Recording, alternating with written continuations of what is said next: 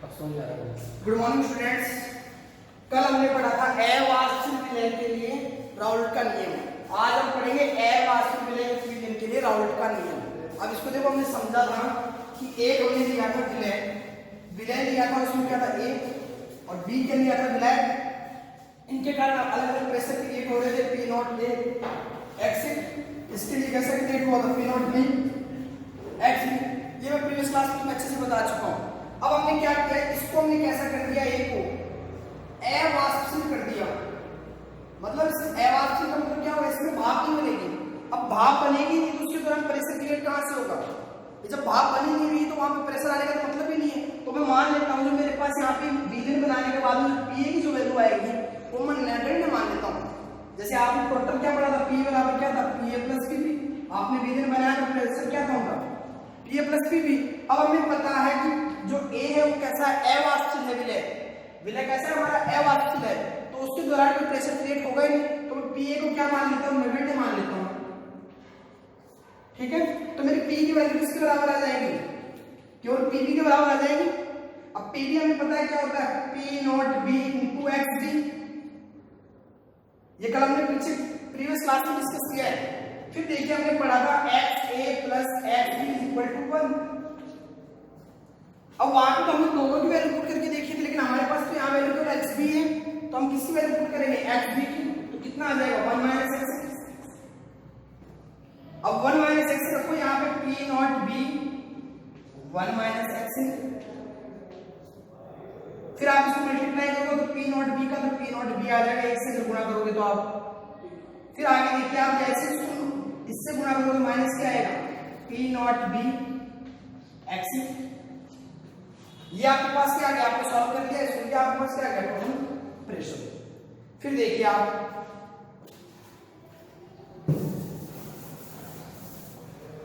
अब हमारे पास क्या आ गया, पी नॉट। अब मैं यहां करता हूं पी नॉट बी एक्स से कैलकुलेट कर रहा हूं। ठीक है, तो किसके बराबर आ जाएगा, P not B minus P. इसके बराबर आ जाएगा। मैंने क्या किया, इस वैल्यू को मैं इधर ले आया और इस वैल्यू को मैं क्या कर दिया, इधर ले गया मैं। ठीक है, तो क्या गया, माइनस पी पॉजिटिव पर माइनस का हो जाएगा, ये माइनस पी इधर पॉजिटिव भी हो जाएंगे। ठीक है, अब देखिए मैं अगर यहां से x से कैलकुलेट करूं तो मेरे पास क्या आएगा, P not B minus P upon P not B. ये वैल्यू आएगी मेरे पास। अब देखिए इसको बोलते हैं वाष्प दाब में अवनमन। वाष्प दाब में अवनमन क्या बोलते हैं इसको, वाष्प दाब में अवनमन बोलते हैं। देखो वाष्प दाब अवनमन का मतलब होता है कमी। कैसे कमी, यहां हम देखते हैं विलयन का वाष्प दाब शुद्ध विलायक के वाष्प दाब से कम होता है, तभी तो माइनस हो रहा है इसमें। यानी शुद्ध विलायक का वाष्प दाब क्या था, पी नॉट बी। जब हमने शुद्ध विलायक लिया था उसका वाष्प दाब क्या था, पी नॉट बी, और विलयन का वाष्प दाब क्या था, पी। तो इसको हमने क्या कहा, वाष्प दाब में अवनमन। यानी किसको कहा, वाष्प दाब में अवनमन। हमने P not B minus P को हमने क्या कहा है, वाष्प दाब में अवनमन। इस पूरी क्वेश्चन को नहीं कहा है, केवल किसको कहा है, P not B minus P को हमने क्या कहा, वाष्प दाब में अवनमन। अगर हम बात करें पूरी क्वेश्चन इसकी, P not B minus P upon P not B,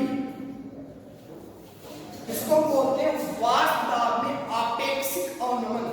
क्या बोलेंगे इसको, वाष्प दाब में आपेक्षिक अवनमन। आपेक्षिक अवनमन इसका मतलब क्या होता है, यहां पे तो शुद्ध विलायक का वाष्प दाब माइनस विलयन का वाष्प दाब बटे क्या आ जाएगा, शुद्ध विलायक का वाष्प दाब। तो हमने किसके विलायक के सापेक्ष निकाला इसको, विलयन तो हमारा विलयन क्या था हमारे पास, अवास्तविक था, हमने किसके सापेक्ष निकाला, इसका विलायक के सापेक्ष निकाला। तो क्या हो जाएगा, वाष्प दाब किसके अपेक्षित, वाष्प दाब में अपेक्षिक अवनमन बोलते हैं। इसमें क्या कमी आ गई कि विलायक के अकॉर्डिंग हम देखते हैं इसमें क्या कमी आ गई, विलयन बनने के बाद में वाष्प दाब, उसको हम क्या बोलते हैं, वाष्प दाब में अपेक्षिक अवनमन। करना कुछ नहीं होता, आप जब भी सॉल्यूशन बनाते हो तो आप क्या लेते हो, एक विलय लेते हो, एक विलायक लेते हो और उससे क्या बनाते हो, विलयन बनाते हो आप। अब हमने इसको अवास्तविक ले लिया था तो हमें पता चल गया इसके द्वारा क्या नहीं होगा, किसी भी प्रकार का कोई वाष्प दाब नहीं करेगा। उसको हमने नगण्य मान के हटा दिया। तो P बराबर हमारे इसके पास बराबर आ गया पीबी के, यानी विलायक के वाष्प दाब के बराबर आ गया।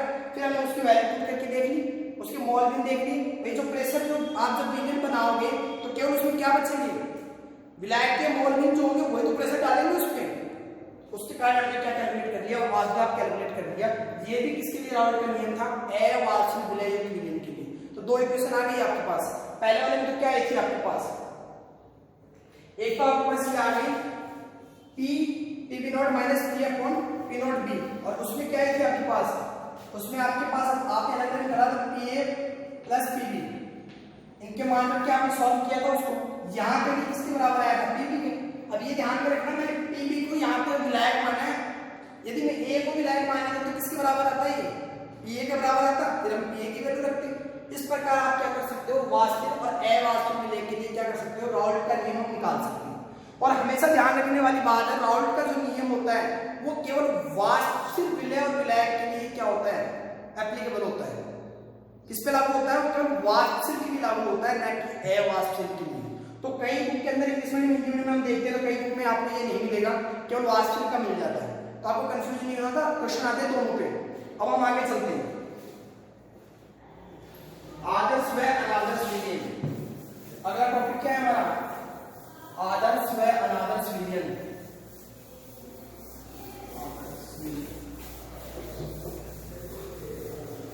मैं इसको आपको एक चार्ट से समझाने का प्रयास करूंगा। यहां पे लिखता हूं मैं आदर्श विलयन, आदर्श विलयन। यहां मैं लिखता हूं अनादर्श विलयन,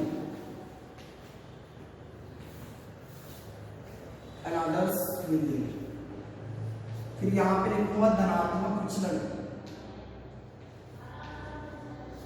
विचलन।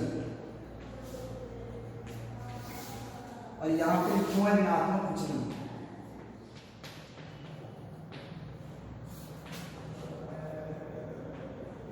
देखो सबसे पहले बात करते हैं आदर्श विलयन। भाई हमें कैसे पता चलेगा कि ये विलयन जो हमें दिया गया वो आदर्श है। तो देखो प्रत्येक सांद्रता या निश्चित ताप पर या प्रत्येक सांद्रता और ताप के ऊपर क्या होता है, मैं लिख देता हूं, ये क्या होता है, प्रत्येक सांद्रता प्रास व ताप पर राउल्ट के नियम का पालन करते हैं, राउल्ट के नियम का पालन करते हैं।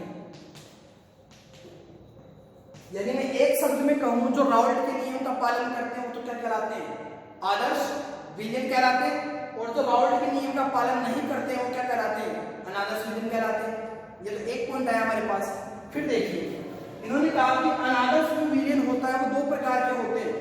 एक के अंदर जो धनात्मक विचलन पाया जाता है, या फिर मैं कह दूं धनात्मक विचलन युक्त अनादर्श विलयन। दूसरा कौन सा होता है, ऋणात्मक विचलन युक्त अनादर्श विलयन। ये दो प्रकार में डिवाइड कर दिया है हमने। अब सबसे पहले बात करते हैं अनादर्श विलयन की।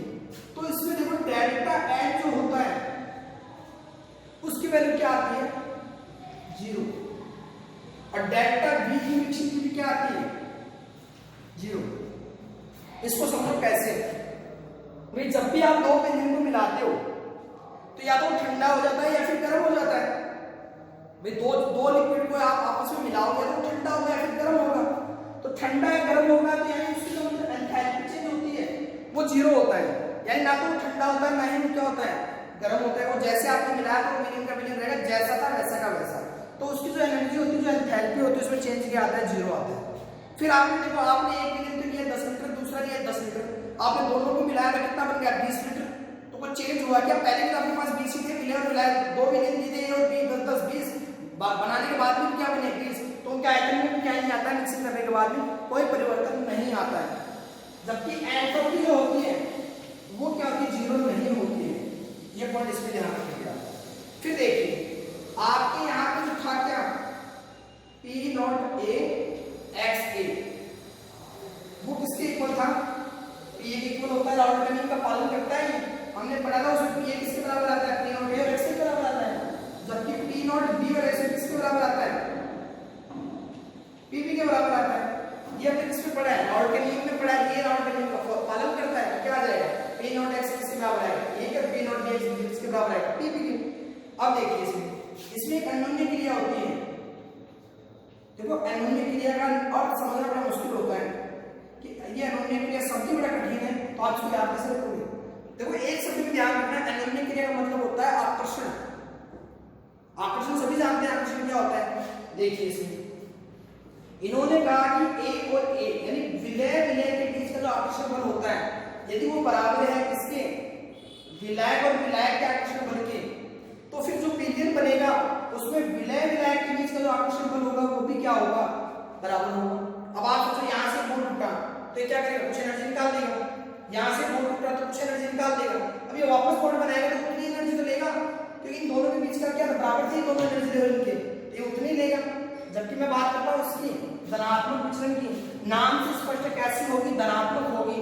तो यानी जीरो से तो क्या होगी, डेल्टा एच एन की ज्यादा ही होगी कुछ ना कुछ इसकी। तो मैं लिख देता हूँ डेल्टा एच क्या आएगा, जीरो से मोर आएगा तभी तो पॉजिटिव होगा। ठीक है, अब ये पॉजिटिव कब होती है, डेल्टा एच जब अभिक्रिया उसमें शोषी होगी और उसमें क्षति होगी।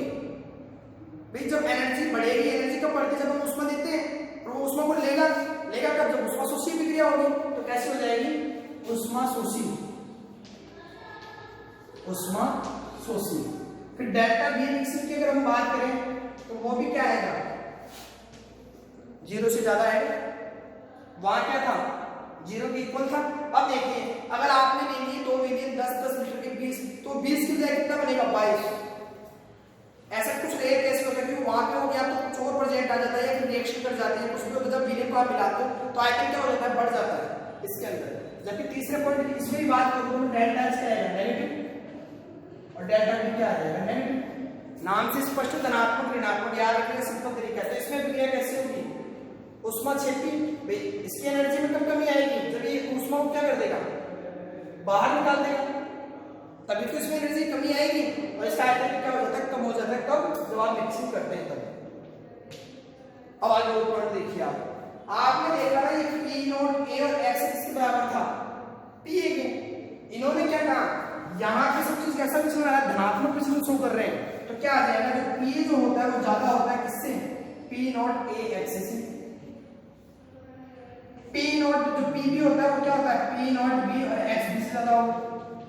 तो इसमें क्या हो जाएगा, पी ए क्या हो जाएगा, पी नॉट ए और एक्स से कम हो जाएगा। ठीक है, और पी बी क्या आ जाएगा, P not B X B. कैसे समझे, देखो इसमें विलयन का जो वास्तव है बाद में बनने के बाद में ज्यादा हो रहा है ना, पी पी पी विलयन का था हमारे पास वास्तव, या अगर आपने पढ़ा ये विलय विलायक के थे। जब इसमें विलयन का वास्तव क्या होता है, अधिक होता है। जबकि अगर ऋणात्मक विचलन की बात करते हैं तो वहां पे विलयन का वास्तव क्या हो जाता है, कम हो जाता है। ये आप ध्यान में रखेंगे। ठीक है, और यहाँ पे अगर आप देखते हो तो उष्मा शोषी विक्रिया हो रही है, यानी हम इसको क्या दे रहे हैं, उष्मा दे रहे हैं, तो टेम्परेचर क्या होगा, बढ़ेगा। मैं लिख देता हूँ टेम्परेचर बढ़ जाएगा। ठीक है, आगे देखते हैं। अब देखिए ये तो हमने देखा ही है। अब हम बात करते हैं अनन्य क्रिया की।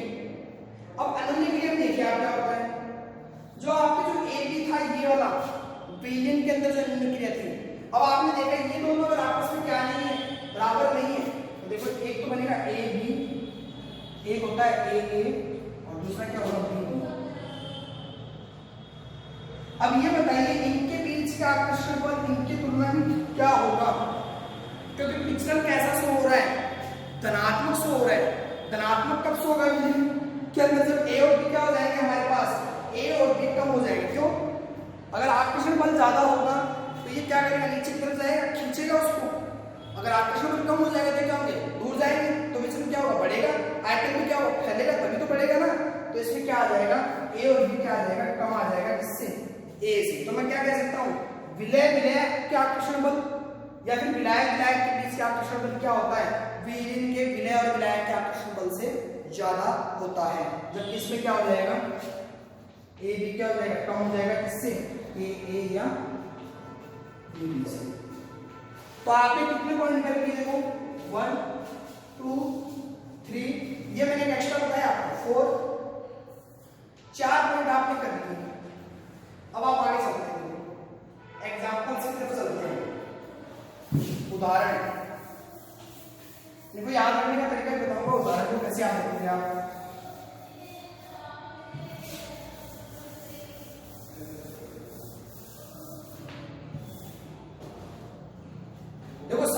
मैं बात करता हूँ आदर्श विलीन की, सबसे पहला जो इसका उदाहरण है वो है एल्केन। एल्केन के अंदर में क्या पाया जाता है, आदर्श विलीन मिलते हैं। जैसे मैं एग्जांपल देता हूँ एन हेक्सेन और एन हेप्टेन, इनका जब आप विलीन बनाते हो तो विलीन कैसा बनता है, आदर्श विलीन। दूसरा मैं बात करता हूँ एल्कोहल।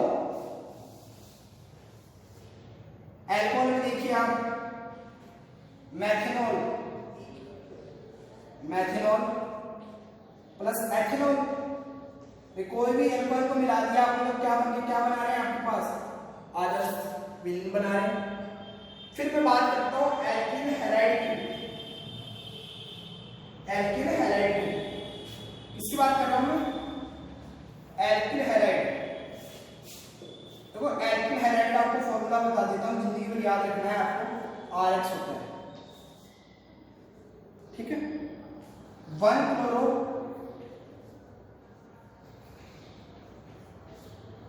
क्लोरोबेंजीन, 1 ब्रोमोबेंजीन,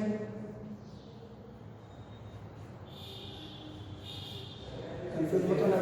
हाँ ब्यूटेन दे रखा है, मैं आपको बता रहा हूँ एक मिनट को। RH होता है, जरूरी नहीं है एल्केन हो, आपके पास एरोमेटिक कंपाउंड भी हो सकता है। अगर आपके यहाँ पे 1 क्लोरो एल्केन दे रखा है तो आप क्या कर दोगे, 1 क्लोरो प्रोपेन या 1 क्लोरो ब्यूटेन या ब्यूटेन या पेंटेन। कहने का मतलब क्या है, एल्किल हैलाइड आपको देते हैं। अगर आपकी बुक में आपको दे रखा है, आपको क्या दे रखा है, आपको यहाँ पे ब्यूटेन दे रखा होगा और एक क्या दे रखा है आपको, ब्यूटेन और दोनों ब्यूटेन दे रखे हैं आपको ना, ब्यूटेन। तो उनके एल्किल हैलाइड भी आपको क्या देते हैं, कहने का मतलब ये एल्किल हैलाइड। यहाँ पर हमने एलिफेंट ले लिया है, कंफ्यूज नहीं होना है, ब्यूटेन लिया है, अगर एरोमेटिक लेता तो बेंजीन ले लेता। तो ये भी आपको क्या देते हैं, आदर्श विलीन देते हैं। और देखिए एग्जांपल इसके, कार्बन 14 के जो आपके जितने भी होते हैं क्लोराइड्स, कार्बन 14 कौन बनाते हैं, कार्बन, सिलिकॉन, जर्मेनियम, यही तो आते हैं आपके, और टिन आता है उसके अंदर आपका। तो यहाँ पे मैं लिख देता हूँ CCl4 कार्बन टेट्राक्लोराइड, 14 ग्रुप का ही है कार्बन। सिलिकॉन भी क्या है, 14 ग्रुप का ही, तो उसके भी क्लोराइड क्या होंगे, आदर्श विलीन होंगे। और एक रह गया आपको, कौन सा रह गया, एरोमेटिक हाइड्रोकार्बन। अगला 5वां क्या है, एरोमेटिक हाइड्रोकार्बन। देखो एरोमेटिक क्या होता है, आपके चैप्टर आएगा, मैं उसमें थोड़ी डिटेल से बताऊंगा आपको एरोमेटिक क्या होता है। आप देख के बता देते चलिए तो एरोमेटिक है। एरोमेटिक हाइड्रोकार्बन में आप क्या लोगे, बेंजीन, बेंजीन प्लस टॉलुइन। अगर आप संरचना देखनी चाहिए बेंजीन की, आप सभी जानते हो, उसको ऊपर CH3 को ऐड कर देते हो तो क्या हो जाता है, टॉलुइन बन जाता है। ये सभी किसके उदाहरण थे, आदर्श विलीन की। अब हम बात करेंगे किसकी, अनादर्श विलीन में केवल धनात्मक विचलन की। तो देखो आपको याद करने का सीधा तरीका है, आप सबसे पहले लिखोगे मैथेनॉल, मैथेनॉल 2 बार आप क्या लिख दीजिए, मैथेनॉल लिख लीजिए।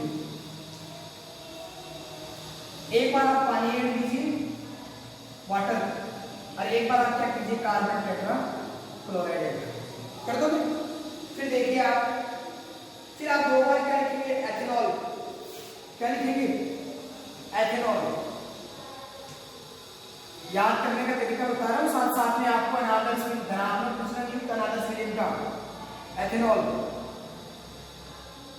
एक बार तो आप क्या लिखेंगे, पानी लिख देंगे, वाटर। दूसरी बार क्या दे रखा है आपको, यहाँ पे आपका मेन जो होता है एसीटोन, क्या लिखोगे, एसीटोन। आप इस प्रकार 4 एग्जाम्पल लिखोगे।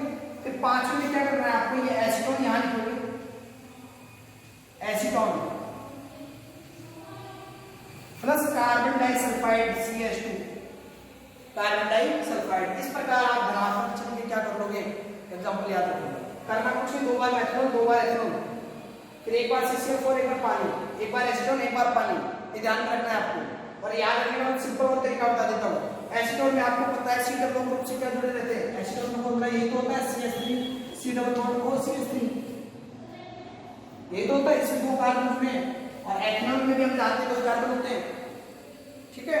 मैथेनॉल की बात करता हूँ तो 1 कार्बन, याद रखना, कंफ्यूज नहीं होना है आपको। फिर फिर आगे चलते हैं इसमें ऋणात्मक विचलन में। तो देखिए इसमें सबसे पहला एग्जांपल लिखोगे आप एसीटोन। एसीटोन का आप क्या करोगे, दो बार लिखोगे, एक बार क्या लिख दोगे एनिलीन और एक बार क्या लिख दोगे कार्बन टेट्राक्लोराइड CCl4। दूसरा देखिए और examples, sorry carbon tetrachloride chloroform CHCl3, इसका फॉर्मूला होता है CHCl3 क्लोरोफॉर्म। आप सभी जानते हैं क्लोरोफॉर्म बेहोश करने के लिए काम में ली जाती है। फिर आप देखिए इसमें और एग्जांपल है यहाँ पे methanol plus acetic acid. Third क्या आ जाएगा मेथनॉल प्लस एसिटिक अम्ल,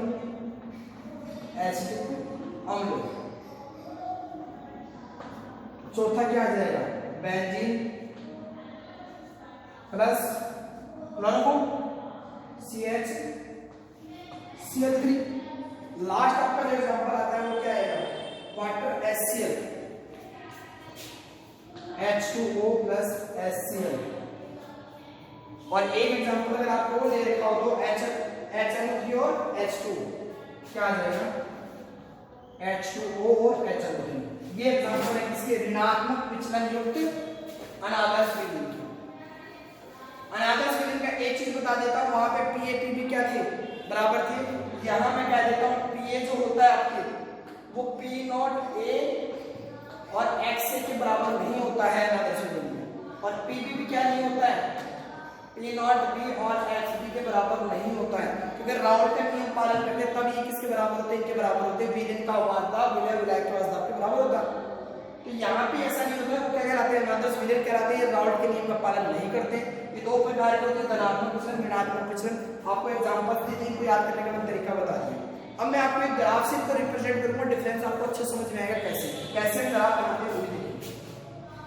तो सबसे पहले मैंने आदर्श विलयन की लेकर बात की थी, आपको राउल्ट के नियम देखा था, राउल्ट का नियम का पालन करता है। तो कल जो हमने ग्राफ बनाया था ये क्या करेगा उसको अच्छे से समझाएगा। तो कल हमने क्या बनाया था, ये हमने लिया था, यहाँ पे मोलविन लिए थे हमने, और यहाँ क्या लिया था हमने वास्तव ये तो लिया था हमने। फिर हमने कहा ये क्या था हमारे पास P0A, ये हमारे पास क्या था P0B, इसको हमने क्या कर दिया सीधी रेखा से मिलाया था। ये हमारे पास टोटल क्या था Pa प्लस Pb, और ये हमारे पास Pa क्या था P0A XA, और Pb क्या था हमारे पास P0B XB। यहाँ हमने लिखा था ये A नोट यानी X से बराबर क्या था 1, XB बराबर क्या था 0, जबकि यहाँ पे X से बराबर क्या था 0 और XB बराबर क्या था 1। अब देखिए बात आती है अनादर्श विलयन की, इसमें हम ग्राफ किस प्रकार बनाते हैं वो देखिए आप।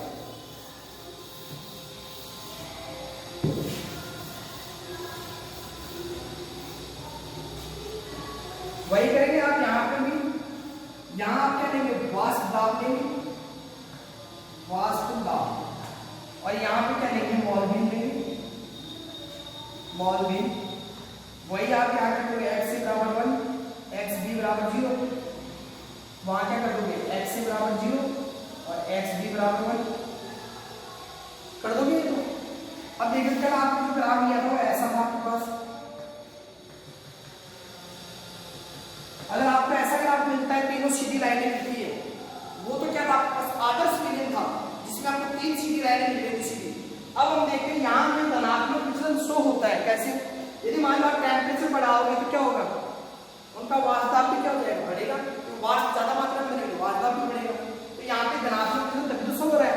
तो इसका जो ग्राफ बनाते हैं हम ऐसे बनाते हैं, ऊपर देखो बढ़ गया, ये देखो वाष्प बढ़ा, ठीक है। ये वाला जो बनाएंगे वो क्या करेंगे इसके ऊपर बनाएंगे, इसमें भी देखो इससे क्या हो गया वाष्प इसका बड़ा Pa का, फिर Pb का भी हम क्या करेंगे ऐसे बनाएंगे वाष्प बड़ा। यानी आपको शो क्या करना है तो उस लाइन के ऊपर उठाते हुए शो करना है। अब वापस आप लिख सकते हैं ये क्या है आपके पास P बराबर Pa प्लस Pb, ये क्या हो जाएगा Pa बराबर P0A XA, ये क्या आ जाएगा Pb बराबर P0B XB। अगर आपसे पूछ लीजिए तो कैसा था आदर्श विलयन का था, जबकि ये कैसा है, धनात्मक विचलन युक्त अनादर्श विलयन का। जबकि हम बात करेंगे इसकी, मान लीजिए मैं डायरेक्ट बना रहा हूं, इसके लिए आपके पास ग्राफ था,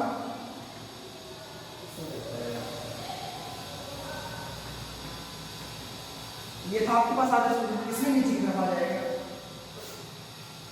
ये देखिए, बस करना कुछ नहीं है आपको, दो वही मौलवी यहाँ लिख दो, मौलवी वासदाब,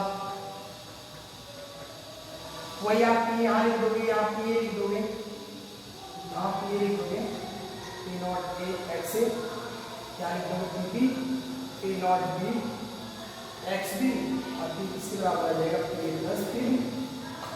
इस प्रकार आप ग्राफ बना लेते हो, वही एक्स ए बराबर यहाँ क्या कर दोगे 1 एक्स बी बराबर 0, एक्स ए बराबर यहाँ क्या हो जाएगा 0 और एक्स बी बराबर क्या आ जाएगा 1। देखो ग्राफ में आपको कंफ्यूजन है क्या, ये देखो धनात्मक विचलन शो करता है, इसका मतलब हमने बताया था डेल्टा बी मिक्सिंग में क्या होती है, बढ़ती थी, और डेल्टा एक्स क्या हो रही थी, बढ़ रही थी, पॉजिटिव में आ रही थी। हमने देखा यहाँ देखो वास्तव बढ़ रहा है, यहाँ देखा तो भी वास्तव बढ़ रहा है, तो इन सब में क्या आ रहा है, धनात्मक आ रहा है, कम थोड़ी हो रहा है, यहाँ ज्यादा हो रहा है, धनात्मक विचलन आ रहा है। यहाँ हम देखते ग्राफ के अंदर क्या हो रहा है, सभी में ऋणात्मक विचलन आ रहा है। तो हम ग्राफ से इन तीनों को क्या कर सकते हैं, इनमें डिफरेंस कर सकते हैं। समझ में आ गया ग्राफ कैसे बनते हैं। आज के लिए इतना ही, बाकी हम करेंगे नेक्स्ट क्लास में। नेक्स्ट क्लास में हम पढ़ेंगे यहाँ पे एजियोट्रॉपिक मिक्सचर या स्थिर क्वांटिक मिश्रण क्या होता है और उसके अनुसरण के गुणधर्म क्या होते हैं, वो हम करेंगे नेक्स्ट क्लास में। आज के लिए इतना ही, थैंक यू।